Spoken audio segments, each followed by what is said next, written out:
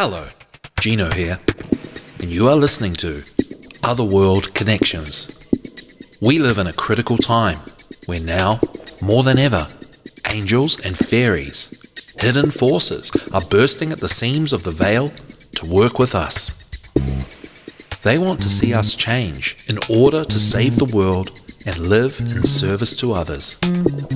So join me on a journey to empowerment and enlightenment with an angelic angle and a fairy focus, looking into ways to improve our current situation, morality, archetypes, solutions for self-healing, and spiritual sciences in light of theosophy and other occult traditions.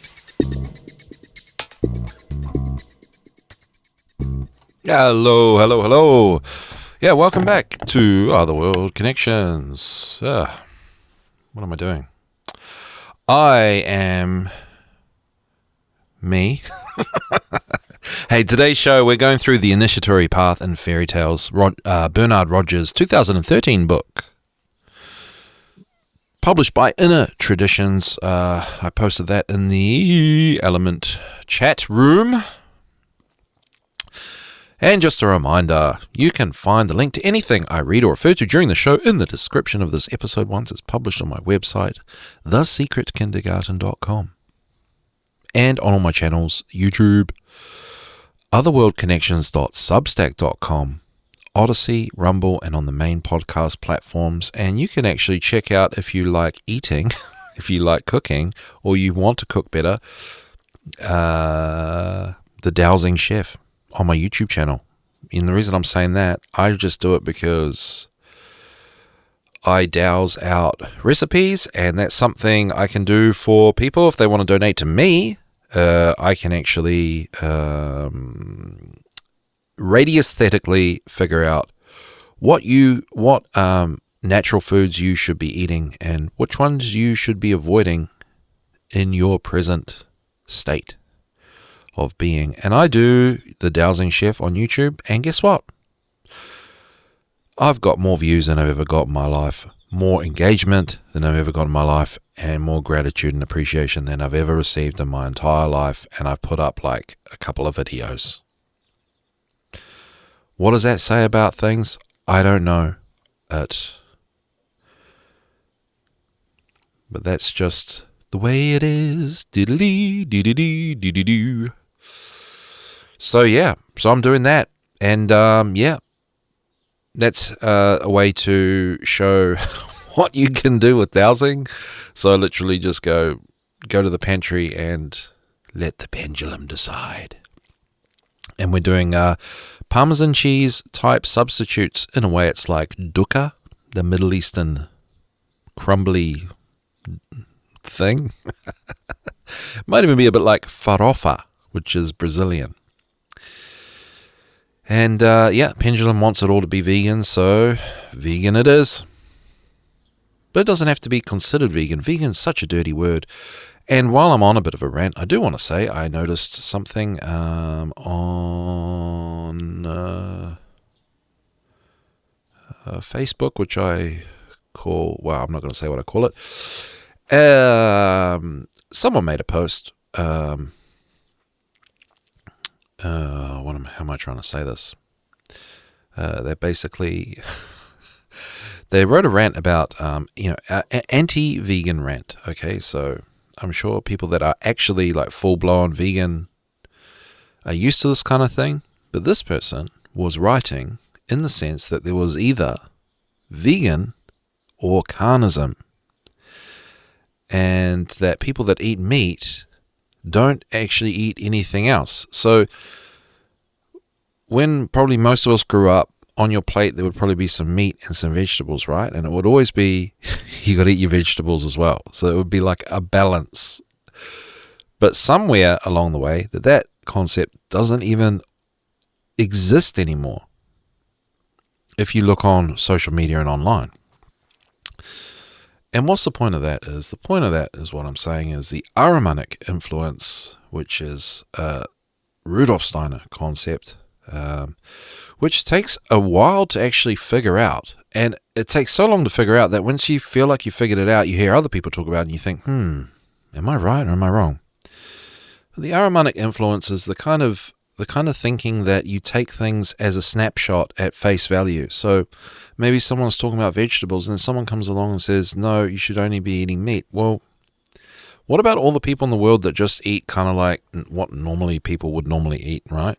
Some meat and vegetables, like a roast dinner or something, some potatoes there, some salad, some broccoli, a bit of chicken.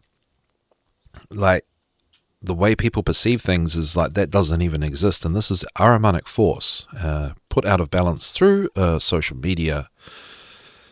And I just think it's very interesting because I say I've got a lot of response and a lot of engagement through my cooking videos, but also a lot of triggered people. And I don't really say, hey, you should be eating. I don't preach. But the preaching, I suppose, is in the recipe itself. And people say, oh, I'm just going to stick to real food, thank you. And it's like, I don't even get why you're here. And this is the Ahrimanic force, where you do something and you say, basically social media promotes that, because if you make a peanut butter sandwich, you're going to get attacked by carnists, because that peanut butter sandwich says to their mind, and this is not against people that eat meat, this is against people that spend too much time on social media, because it affects all of you, all of us, in a way that is out of our control, because we are programmable as a human species. So, eating a peanut butter sandwich and you take a photo of that, that's saying you want all carnists to die of AIDS or something like that, right?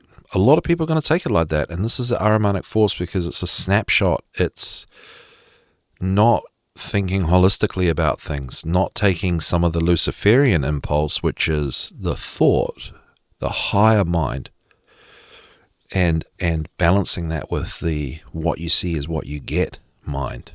There's no, we're losing our consideration and our higher mind thought, and obviously it's a balance, right? Because Luciferian is it is what it is, and it's a dirty word, but it's, if you are Luciferian, you that's gone out of balance too. So it's balancing the both to achieve as Rudolf Steiner said, a Christ consciousness, which essentially is a balanced mind. So it's very interesting to me to do that stuff, and I'd probably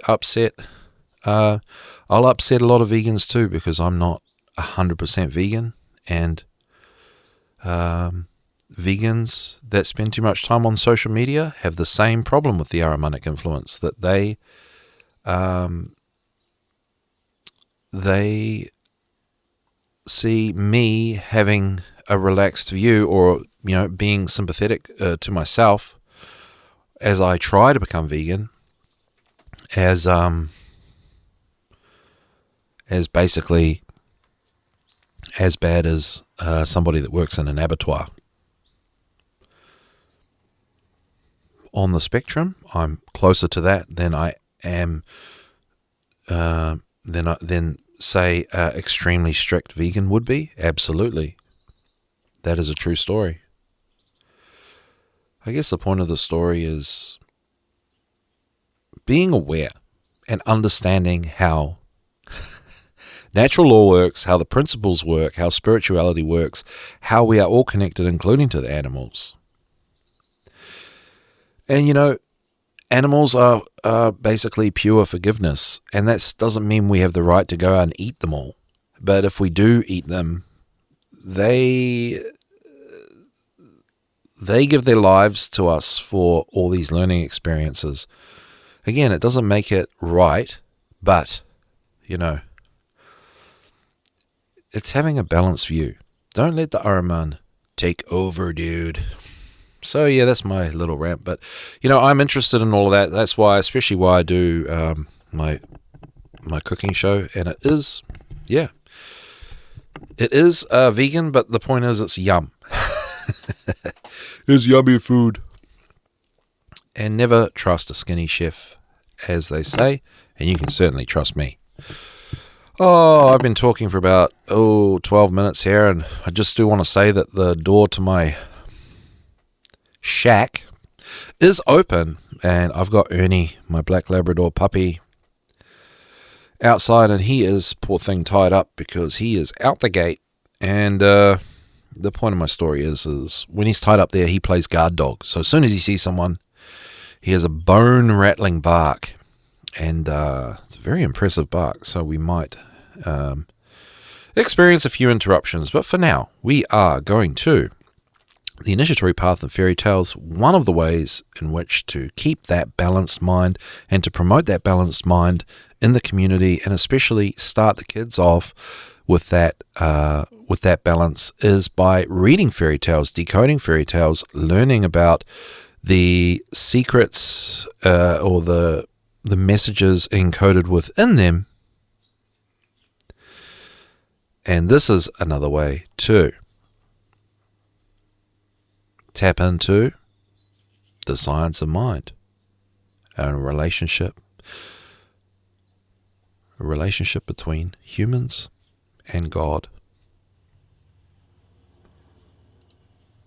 Fairy tales are one of the tools in that toolbox.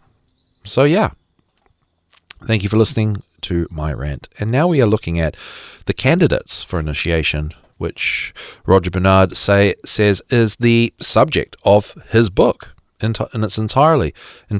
And that's how we've been going with the decoding. We just take the main character and assume that is the leading role, representing the self, perhaps. Here we go, the barking. All right.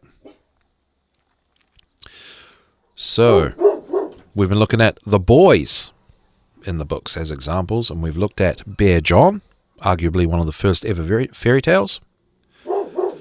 And let me just double check. All right, we're going to go to... Oh, excellent. Okay, so the youngest sons. Now, we've come across this a number of times on all of these shows. The hero is often the youngest son of the family, who may also be mentally deficient or physically handicapped. The most famous example of that is Perrault's Poor Hop o' My Thumb.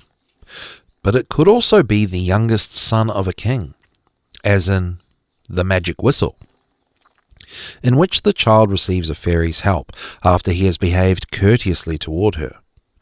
Just like in The Golden Bird, I feel like reading all these fairy tales. Oh, Eagle Flower says, hi, barking adds local colour to your presentation. Oh, thank you, Eagle Flower. I'm going to leave the door open from now on. In fact, I might give Ernie a 5-minute segment on this show. He will eat the microphone. It might sound cool. Oh. Yeah, I feel like reading these fairy tales, but I won't put you guys through it. We'll just assume that we know. But we're talking about the youngest sons being a common... the youngest son appears in many fairy tales. That's what I'm trying to say. Just like in The Golden Bird, he is the only one of 3 brothers who does not surrender to sleep when it is his turn to stand watch over the fruits of his father's orchard. He is also just like the little hunchback, who was only loved by his mother, and the witling in The Queen Bee, who urges his brothers to spare the lives of the inhabitants of an anthill, which we just read on the Secret Kindergarten radio show for kids last week. Then a hive, and finally a pair of ducks whose necks the bad brothers are preparing to wring so they can roast them. And he is like the boy in The 3 Feathers, who remains sitting next to the feather that has fallen at his feet, blown there by his father, while his brothers race into the distance in pursuit of theirs, one to the west and the other to the east. He is again the young man in The Water of Life, who responds very politely to the little dwarf, questioning him on the purpose of his journey. When his brothers had only made fun of the man, he shares the frankness of stupid Hans in The Griffin, which earns him the help of a bizarre little man in his iron grey clothes. Yeah. And we've talked about the helpers on Otherworld Connections being a guardian angel of sorts. The godson of the good Lord in The Beauty with the Golden Hair is the last child born of folk who had as many children as there are holes in a sieve.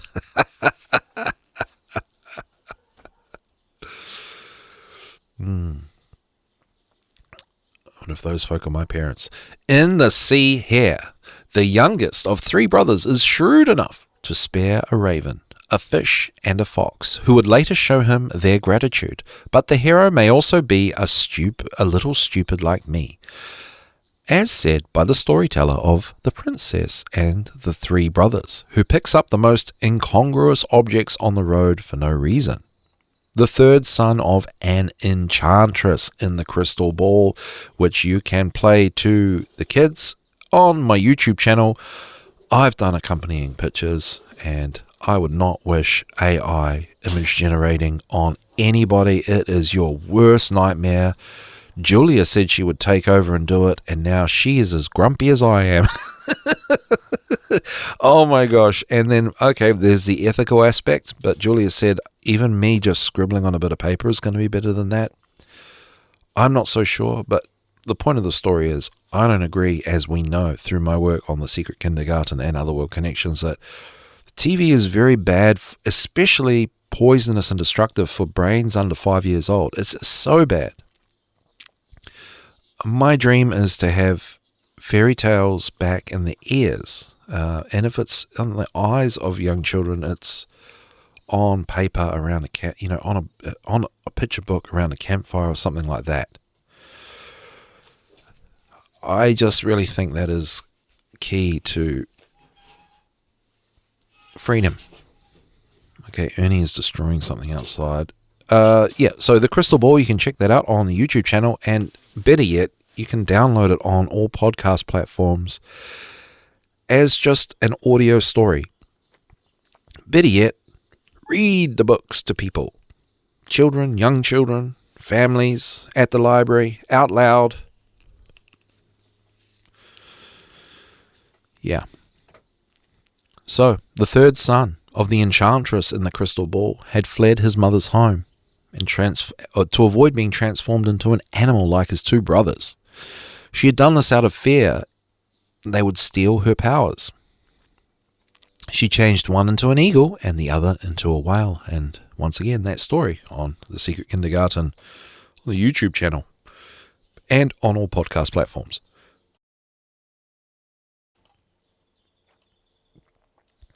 All right. Haven't come across this very much thus far. Birthmarks. Sometimes the hero has been marked at birth by a sign or unique feature that distinguishes him or sets him apart from the social norm. Bear John, once again, who had never been scared a day in his life, refused to marry for so long as he had never felt fear.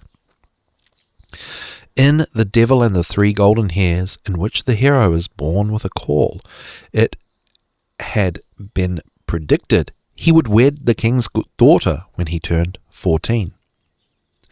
14, the beginning of the third stage of child development.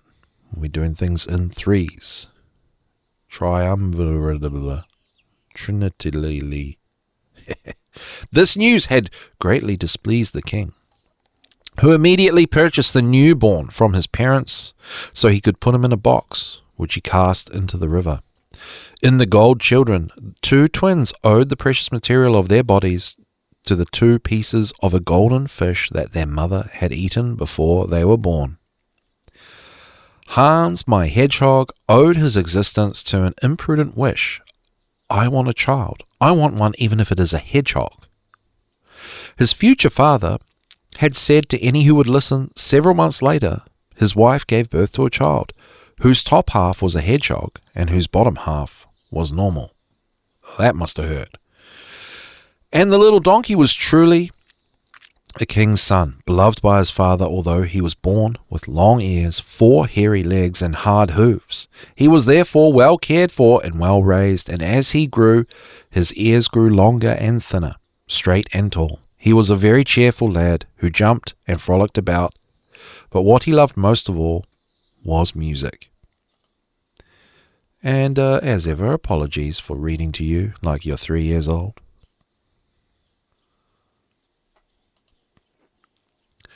I've read thousands of books to kids, and that's just how I do it. And I want to keep my chops up, so there you go.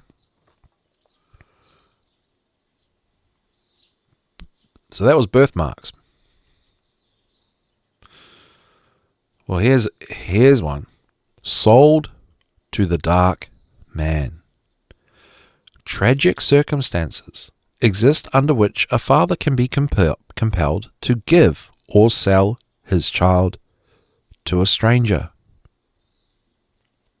In The Wondrous Wand, this is what happened to young Benedict's father, who, weighed down in debt, accepted this tempting offer from the devil. If you promise to give me in 20 years what your wife is carrying, I will give you 2 million. The man thoughtlessly signed and was given the money, but his wife gave birth a short time later to a boy whose throat was marked with a large B, from which he took his name.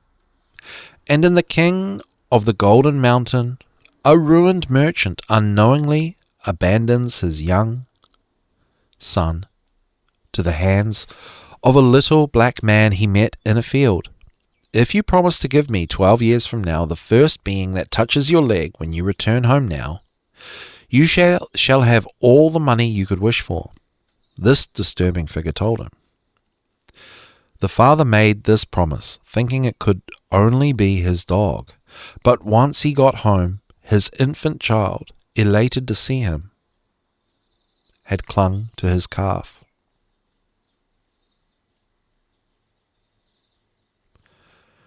The former soldiers. Some themes travelling through the garrisons star a soldier who has left the army. Quite often he's called La Rami. Once upon a time there was an old soldier called, you guessed it, La Rami. Starts an old Lorraine folktale called The Iron Man,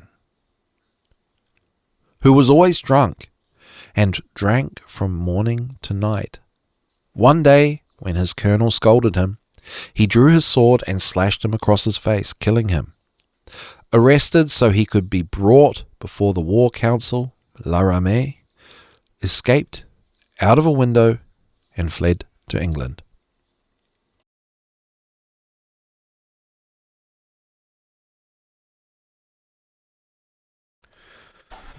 Excuse me there. It is also a La Ramée who at the beginning of the house in the forest obtains a leave from his captain so he can go to speak to the king. In the similarly titled The Man in the Forest, the soldier is a strapping young fellow who enlisted in the army and conducted himself valiantly. He was always the first to charge into battle with his fellow soldiers, when his fellow soldiers hesitated before the bullets. So long as the war lasted, everything went well for him. But when peace was declared, he was discharged and told by his captain to go wherever he thought best.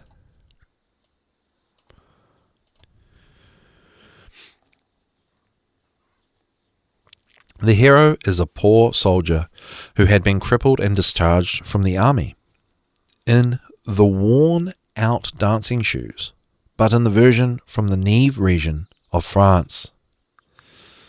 Nive,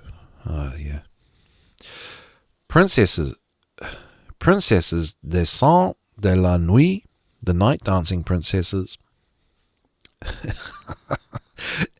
It is the robust La Ramée who had served in the king's armies for 14 years at the country's borders, and despite his fine service, never received any stripes or reward.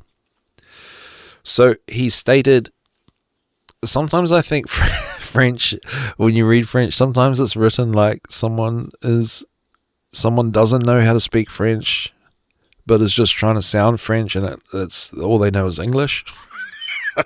Does that make sense? Probably not, but oh well, that's what made me laugh.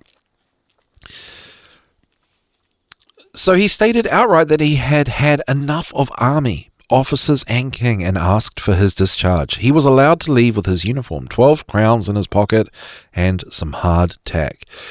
And he set off on the road back home, gaily singing. The Devil and his grandmother tells the story of 3 army deserters, the youngest of whom manages to pull himself out of a tricky situation. And in The Drummer, the hero is a handsome lad who carries off his boasts through ruse and the drumming of his instrument. All right. Then there is The Poor Man's Son. The hero of the tale can be the child of a very poor family, as in the King of England and his godson, in which the hunting-obsessed British king had become lost in the French countryside while pursuing a beautiful bird of a species he did not know. He was given shelter in a miserable hut, where he became the godfather of the child that had just been born there, to whom he gave the name of Eugene. The hero of The Princess's Slipper was the youngest son of folk who were dirt poor. His father was dead, and because no mass had been said for him, he came knocking on the walls of the house every night, to the great terror of the whole family. Hansel and Gretel are the children of poor woodcutters, because the parents cannot feed the children, they do as Hopper My Thumb's parents, and abandon them in the heart of the forest. And this abandonment theme is as old as time. But many other circumstances at the beginning of these stories can evoke the mental conditions of the candidate for initiation, as well as the physical condition of the tale's heroes. The young man named John in The White Cat is the child of a rich family that has just been ruined through gambling when he meets a handsome gentleman. It is the devil who loans him a huge sum of money and who asks him to come find him in the space of a year and a day in the Black Forest. In The Green Bird, a young man who was the son of wealthy folk just simply enjoyed strolling through the woods. In The Prince and His Horse, the son of a king, despite his father's interdiction, goes into a forbidden chamber, where the water of a fountain covers his hair and clothes with gold. Fleeing the castle and his father's punishment, he then has to conceal himself beneath the disguise of someone suffering from ringworm. This deplorable appearance will later earn him a glorious destiny. The youngest of 3 cobblers travelling through a forest, and the gifts of the 3 animals takes the middle path, while his companions choose the ones on the right and left. In The Little Shepherd, the young man is looking for a teacher, and in Fortune, the young man sets off on the road to seek his fortune. A prince, whose faithful servant was named Iron Heinrich, was transformed into a frog by a wicked witch. Trustworthy John features a young king threatened by great perils if he looks at a certain portrait, something which inevitably occurs at the beginning of the story. In The White Snake, a servant brought the king every day at the end of his midday meal a certain dish for which the king waited until he was entirely alone before uncovering and eating. One day the servant's curiosity got the better of him, and he lifted the lid and saw that it held a white snake. He immediately ate a tiny piece, which immediately endowed him with singular hearing. He could understand everything the animals were saying, but a short time later he was accused of stealing the queen's most beautiful ring. When his innocence was proven, the king gave him a magnificent horse, on which he left to see the world.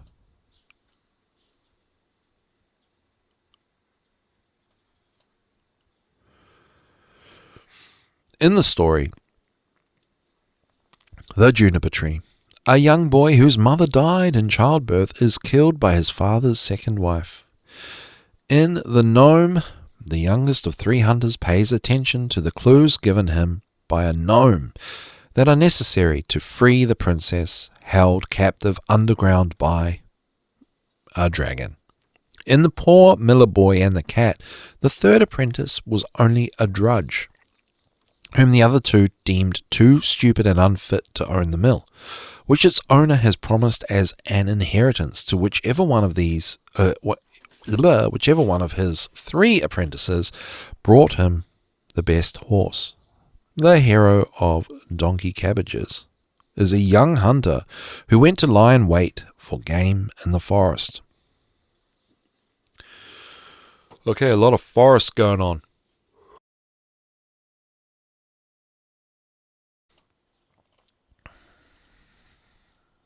Ferdinand the Faithful and Ferdinand the Unfaithful is the story of a poor boy who at the age of 7 learns that his godfather has left him the key to an invisible castle.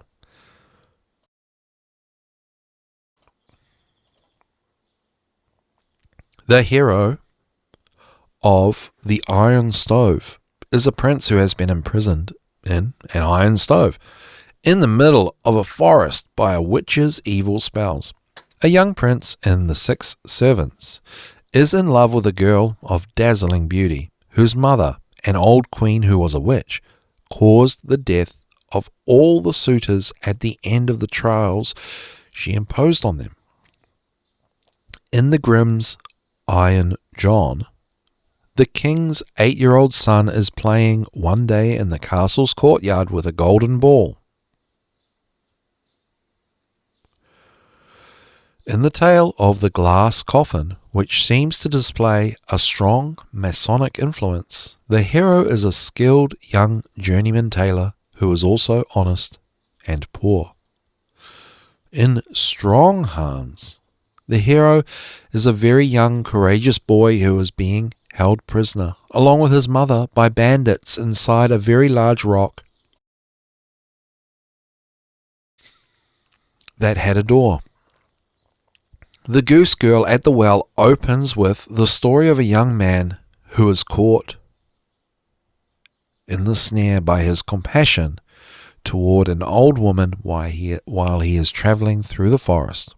In The Riddle, the hero is a king's son, accompanied by his faithful servant. So yeah, that's obviously common because it's poor,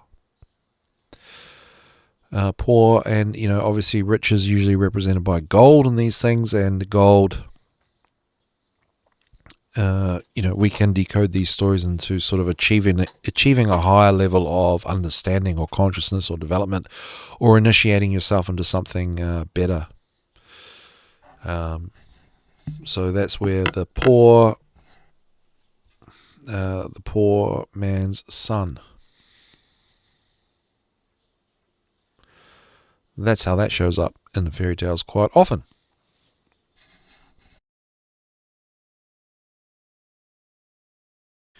Alright, plenty of time left. Let's have a look.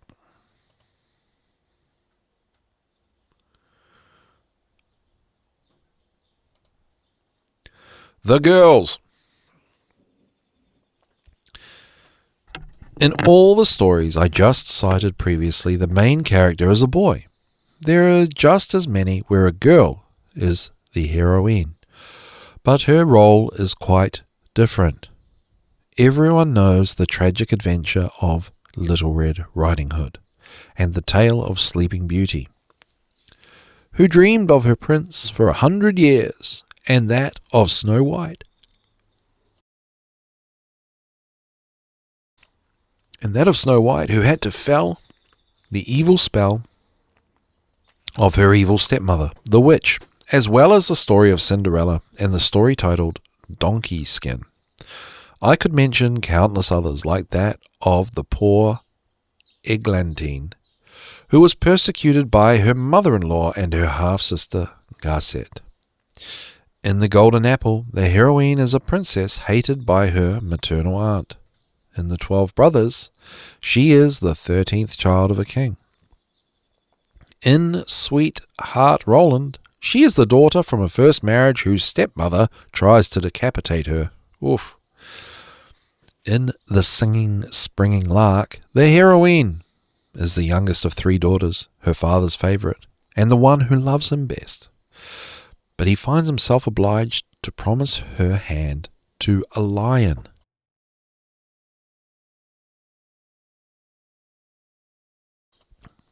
In The Goose Girl, a princess is travelling on a horse that has the power of speech. She is protected by 3 drops of her mother's blood, but is soon betrayed by her serving maid. A little daughter who was still so young that she had to be carried was changed into a bird in The Raven by the impatient outburst of her mother one day when she was exasperated by her little girl at the very moment a flock of these black birds was flying around the castle. "Oh, I wish you were a raven and would fly away with them, and then I should have some peace." Her wish was granted on the spot. In the Old Woman in the Wood, it is a poor servant girl travelling with her employers.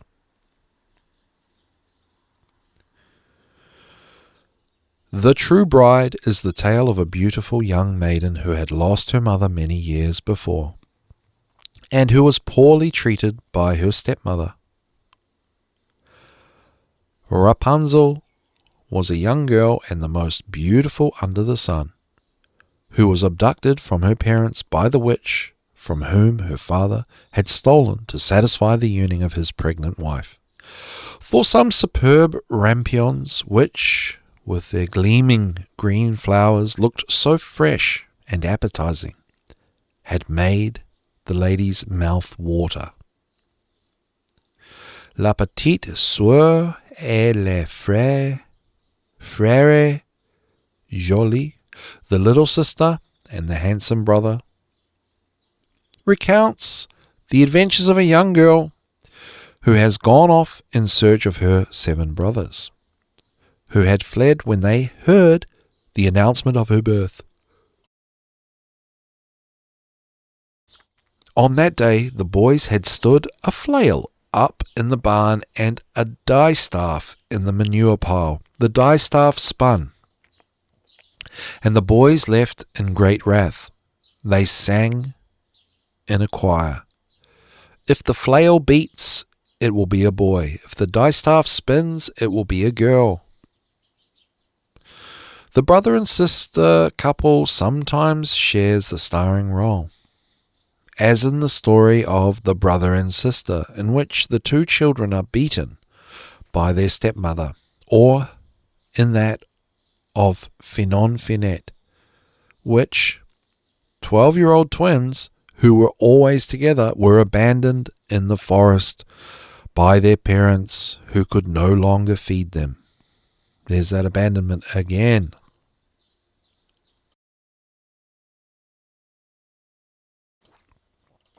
All right.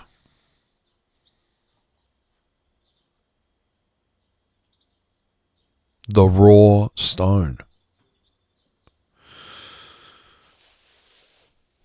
We've moved past the characters now. Excuse me.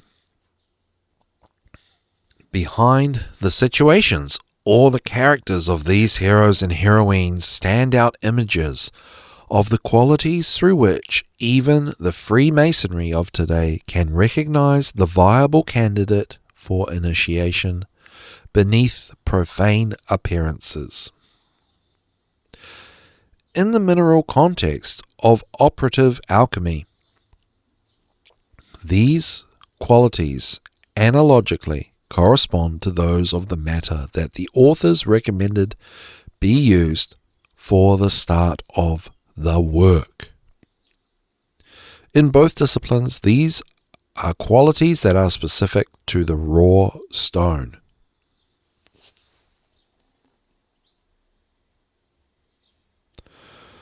Being on society's margins.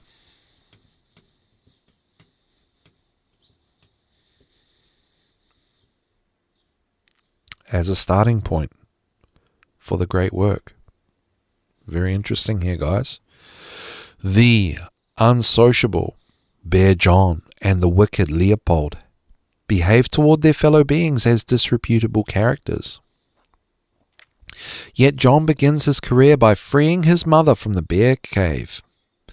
Because of his ancestry, he is quite close to the primal fountain of life, from which he draws a strength that grows in a clandestine manner and allows him to free himself from mineral inertia to soar into a boundless future. Still attached to the sublunary world represented by his mother, he first heads toward the light of the Father-Son, which he is not long in rejecting for an even greater adventure. The dog whose bite was responsible for Leopold's birth transmitted to him through his father's blood some of the blood of its own species. All the world's peoples have myths in which this animal communicates with the world of the dead and is responsible for psychopomp duties, guards the gates of hell, or guides souls between the visible and invisible worlds. Western civilizations, for their part, have awarded these duties to dog-headed beings, such as Hermes, Cynocephaly, for whom the dog was sacred, the Egyptian Anubis, Hecate, accompanied by her pack, Cerberus, and the dog, the German's name, Gam, who was the guardian of the land of darkness. The Christian artists of the Middle Ages passed on a trace of this belief when they sculpted dogs at the feet of the recumbent figures on funeral monuments.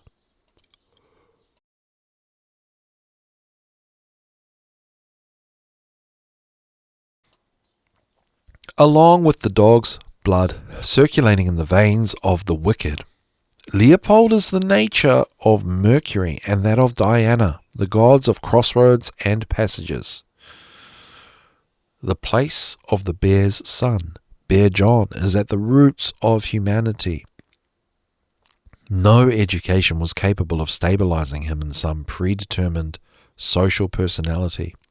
He forged his own destiny at the same time he forged his powerful iron staff. The prime matter of the great work has always been described by the authors of the best treatises as the root of the metals, undefined in the mineral kingdom, primitive and mercurial.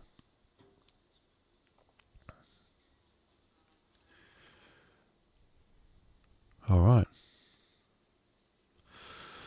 So,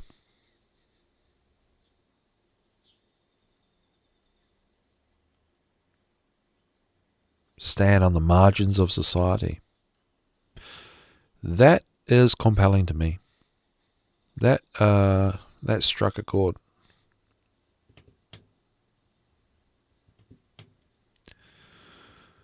So yeah, maybe going slightly off grid is the way to begin. All right, now what are we looking at?